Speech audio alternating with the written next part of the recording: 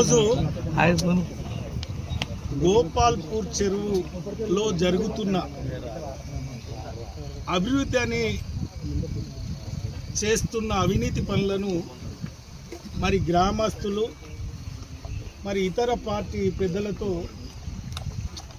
పరిశీలించడం సందర్శించడం జరిగింది. ఈ గ్రామానికి చెందిన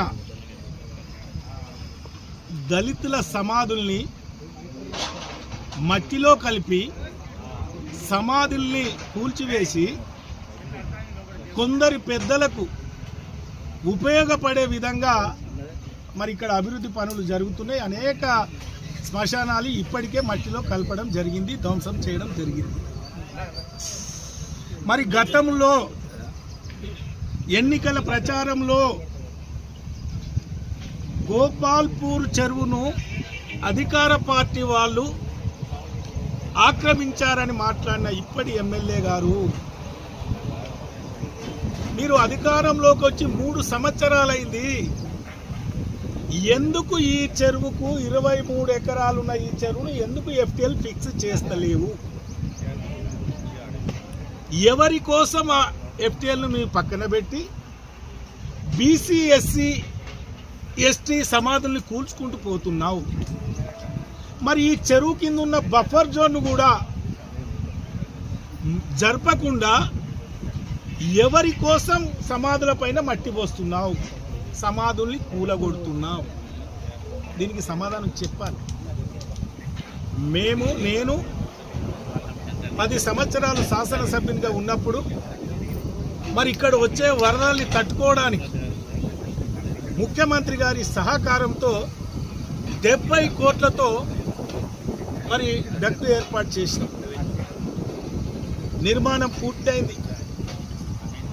మొన్న వచ్చిన వర్షాలకి ముందస్తుగా షట్టర్లు లేక అధికారులను అలర్ట్ చేయక సమీక్షలు చేయక మళ్ళీ మీరు ముంపుకు గురి చేశారు. షట్టర్లు ఎత్తిన తర్వాత ఏ విధంగా నిలిపోయినో ఈ గ్రామస్తులకు ఇక్కడ ఉన్న కాలనీ పెద్దలందరికీ తెలుసు. చెయ్యాల్సిన పని చెయ్యక ఏ డక్ అయితే నిర్మాణం ఆగిందో అక్కడి నుండి 1 కిలోమీటర్ బొడ్డపల్లి నాలా వరకు డక్కు కంటిన్యూ చేస్తే వరద చెరువులోకి రాకుండా నేరుగా కింది పోయే కార్యక్రమాన్ని చెయ్యక గైడ్ వాళ్ళ పేర సమాధుల్ని కూలుస్తున్నావు, బఫర్ జోన్ వదులుతున్నావు, చెరువు లోతు పేర మట్టిని తీయకుండా నీ అనుచరులు మొరాన్ని అమ్ముకుంటున్నారు. ఇక్కడ యువత పట్టుకున్నది, మహిళలు పట్టుకున్నారు, మట్టి తోడి మా సమాధుల్ని పూడుస్తున్నారు. మీ వ్యాపారాల కోసం, మీ లావాదేవీల కోసం మేము మిమ్మల్ని నమ్మి మేము ఆశీర్వదిస్తే ఈరోజు మమ్మల్ని బొందబెడుతున్నారని మాట్లాడుతున్నారు. నిజం కాదా? ఎందుకోసం ఎవరిచ్చారు మీకు ఈ హక్కు? సమాధుల్ని కూల్చే హక్కు నీకు ఎవరిచ్చారు? 100 సంవత్సరాలుగా ఈ గ్రామం పుట్టినప్పటి నుండి 100 సంవత్సరాలుగా ఇక్కడ సమాధులు చేసుకున్న సమాధులు కనపడుతున్నాయి. నేను ఒకటే మనవి చేస్తున్నా, ఈ ప్రభుత్వాన్ని ఒకటే డిమాండ్ చేస్తున్నా, ఈ ప్రభుత్వం కూల్చడం, పేల్చడం, పేదలను రోడ్ల పాన పడేయడం తప్ప ఏ ఒక్కటి పేదల కోసం చేసిన పాపాన పోలే.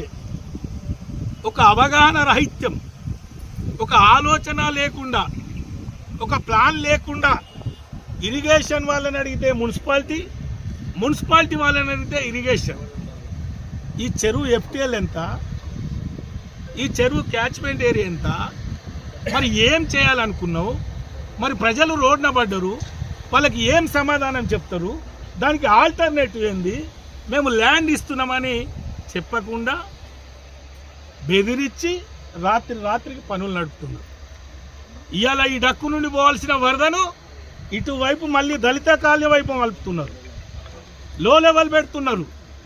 దీన్ని రేపు వైడన్ చేస్తే గతంలో ఉన్న పాత ఊరు మాయం కావాలే తప్ప కొత్త ఆలోచన లేదు. నేను ఒకటే డిమాండ్ చేస్తున్నా, ఈ దళితుల కోసం, ఈ బీసీల కోసం, ఖచ్చితంగా వాళ్ళ హక్కు కోసం బీఆర్ఎస్ పార్టీ అండగా ఉంటది. నేను తప్పకుండా మీకు అండగా ఉంటా. ఎట్టి పరిస్థితుల్లో సమాధుల్ని కూల్చడానికి వీలు లేదు.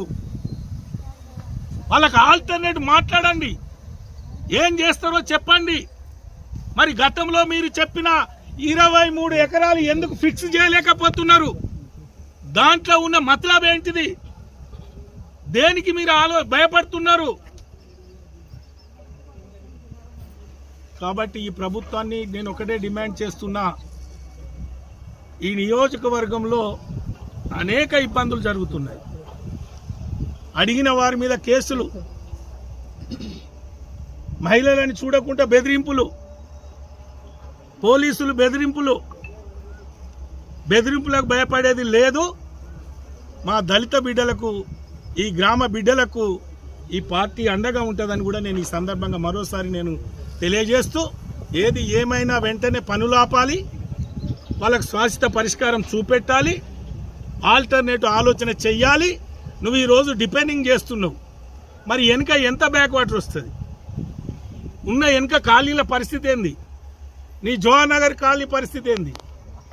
మరి నువ్వు సేవ్ చేస్తున్న కాలనీల పరిస్థితి ఏంది? ఏం జరుగుతుంది?